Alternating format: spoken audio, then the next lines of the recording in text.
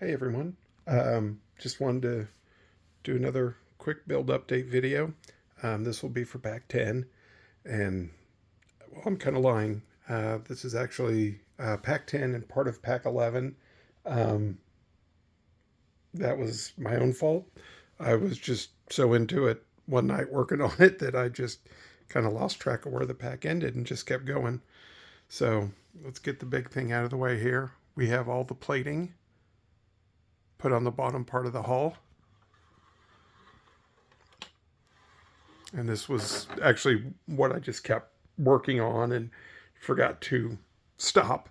So actually, Pack 10 ended before I got like this put on and this piece, your landing bays, or your landing gear bays, and uh, the gun turret section here.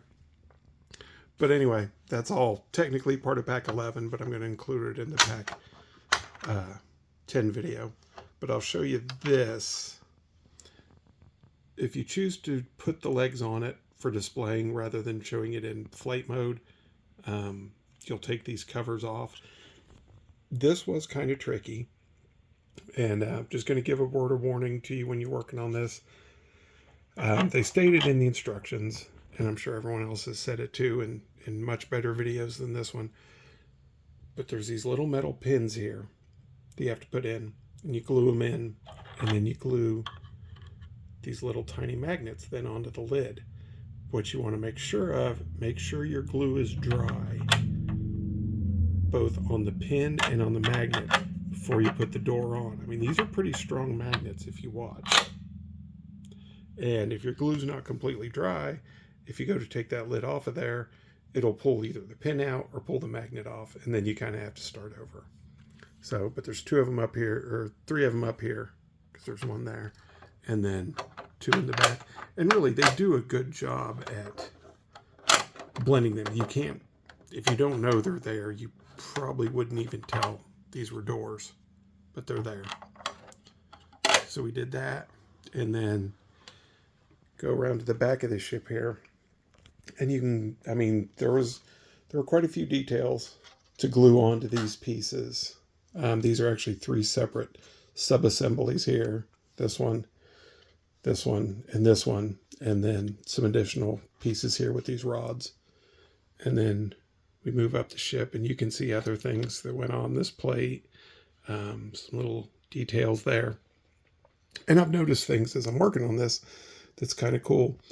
When the studio was originally designing the Millennium Falcon, and I'm sure a lot of people know this if you're interested in Star Wars and in the ship, but when they were designing it, they actually pilfered other model kits that were available at the time to get pieces of, just to stick on the ship, just to add machine works to it, you know, add pieces. I think the studio term for them, they call them greeblies, whatever that means. But as you work on it, you can pick out things that you can see looked like other model parts, like this piece here and this piece there. If you put those together, that actually looks like the transaxle assembly on what would have been like an F1 car, or, you know, some other rear engine car at the time, you know, Ferrari, Lamborghini. So I thought that was kind of cool when I noticed that when I was gluing those pieces on. And then I've also heard that they used pieces from like army tanks and stuff. And these two jumped out at me. If you look right there, it's not too hard to imagine those were like jerry cans from World War II that you would have seen on the back of a battle tank. So I just, little stuff like that I think is cool. May interest some people, may not. In this piece here, I just saw it, and now that when I first saw it, it's one of those things I can't unsee now. It looks like a cheap version of C-3PO doing the whole boombox scene from Say Anything. So hopefully I think there's some other pipe work that'll get attached to that in the future. So maybe that'll cut down on that a little bit. And then the holes here, those are for where you'll attach the wall mount if you want to mount it on the wall. I don't think I'm going to, Mostly because I don't 100% trust my carpentry skills, and I don't know if I want this thing crashing down some night in the middle of the night. So yeah, I probably won't do that. But anyway, so that's the main hull piece. That's the bottom of it. 99% done. There's still some other details I'm sure will be in future packs to go on. And once that's done, and the weather warms up enough, I'll take it outside. We have a covered back porch, and I'll take it out there and airbrush it and start working on some of the weathering and detailing. You can see like blaster marks there, and they included them in there, and they're engraved, and they do the job. But they honestly, I think out of the box, I think they look kind of cheesy because there's no like scorch marks around them if you watch the film. So I want to kind of shade those up, rust streaking.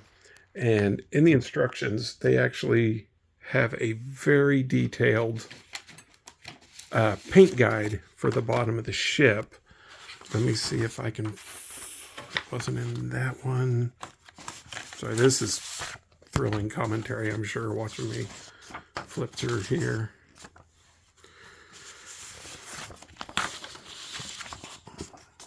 Oh, well. Yeah, it was one of the magazines from putting this together. They have very detailed paint guides for how to paint the bottom of the ship. But they start putting the paint guides in the magazines. So that'll help a lot. It'll give you color guides too. I don't have anything against Tamiya paints. I just don't use them. Personally, I used Archive X. They do a really good job matching the colors that were on the Falcon. So anyway, that's the bottom of the hull. That's the big thing we got done. And I got the other gun port finished. You can see it there. It's identical to the previous, the one from the previous video. And in fact, the instructions, it doesn't even have instructions for the second gun port. It just tells you, hey, go back and look at this magazine and do the same thing. And then the last piece we did was this engineering pod here. And this was all molded in, you can see when you look on the back of it, in the same color as the rest of the ship. And then it tells you, paint it dark gray or black, and then go over it, brush it with like a lighter gray to bring out some of the details after you get them glued in. And that was fine, but I wanted to add a little something more. So I went in there, did some hand painting in there on just some random pieces, just to break up the monotony. And then I took some weathering powders, dusted them in there, and then clear coated it. And I'm really happy with how the rust effects came out. I don't know if it'll show up on camera, but especially on those pipes. That's one of the things I struggle with, is getting rust to look just right. And I really think I'm on the right track there. I'm going to keep playing with it before I start putting the rust streaking on the ship itself. But yeah, I think that'll look really cool once that's in the ship. And then, around those, that's what these recesses are here. I'm going to shade around them to make it look like oils or lubricants or whatever have blown out of those while the ship's in flight. Yeah.